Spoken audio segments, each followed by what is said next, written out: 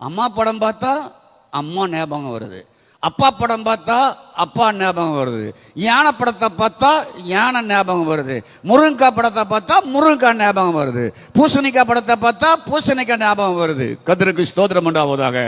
ஆனால் price God, அன்புன்னு சொன்ன உடனே கிறிஸ்து என் இதயத்தில் வாசம் பண்ணுகிறார்.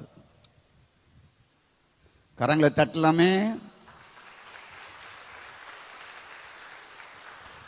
கிறிஸ்து என் இதயத்தில் வாசம் பண்ணுகிறார். ரொம்ப சிம்பிள், ரொம்ப ஹார்ட் ஒர்க்கா பண்ண வேண்டாம். மோசே மாதிரி 40 நாள் 40 நாள் 40 நாள் 40 நாள் போக வேண்டாம். யோசாபாத் மாதிரி பெராக்கால கூட வேண்டாம். விசுவாசத்தினாலே கிறிஸ்து என் இதயத்தில் வாசம் பண்ணுகிறார். ஒர்க் ரோலோடு ரொம்ப கம்மியாக்கிட்டார். கிறிஸ்து என் இதயத்தில் வாசம் பண்ணுகிறார். கிறிஸ்து என் இதயத்தில் வாசம் பண்ணுகிறார். இந்த வாசம் பண்ணுகிற கிறிஸ்துவ பேச வைக்கணும், நீங்க பேசணும். அதுதாங்க ரியல் லைஃப், அதுதாங்க ரியாலிட்டி. சிலுவையில் புதிய ஆதாம் நம்மளை மறுபடியும் பிறக்க வைத்தார். நம்ம இடம் மாறிவிட்டோம். பழைய ஆதாமில் இருந்து எக்ஸ்சேஞ்ச் பண்ணிட்டார் நம்மளை புதிய ஆதாமுக்குள்.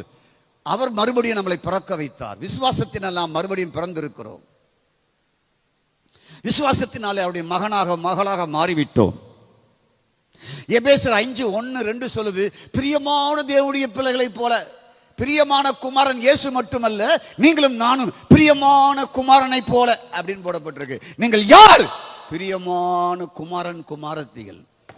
விசுவாசத்தினால நம்ம இதயங்களில் கிறிஸ்து வாசம் பண்ணுகிறார். விசுவாசிப்பதும் கடினம் கிடையாது. 24 ஹவர்ஸும் இயேசுகிட்ட பேசுவதற்கும் கஷ்டம் கிடையாது. அவர் எங்கேயோ இருக்கிறாரு, நீங்க எங்கேயோ இருக்கிறீங்க என்பதும் கிடையாது. உங்களுக்குள்ளதான் இருக்கிறாரு. நீங்கள் விசுவாசம் உங்கள்கிட்ட தான் இருக்குது. நீங்க உரையாடலாமே, பேசலாமே, துதிக்கலாமே, ஆராதிக்கலாமே, புகழலாமே,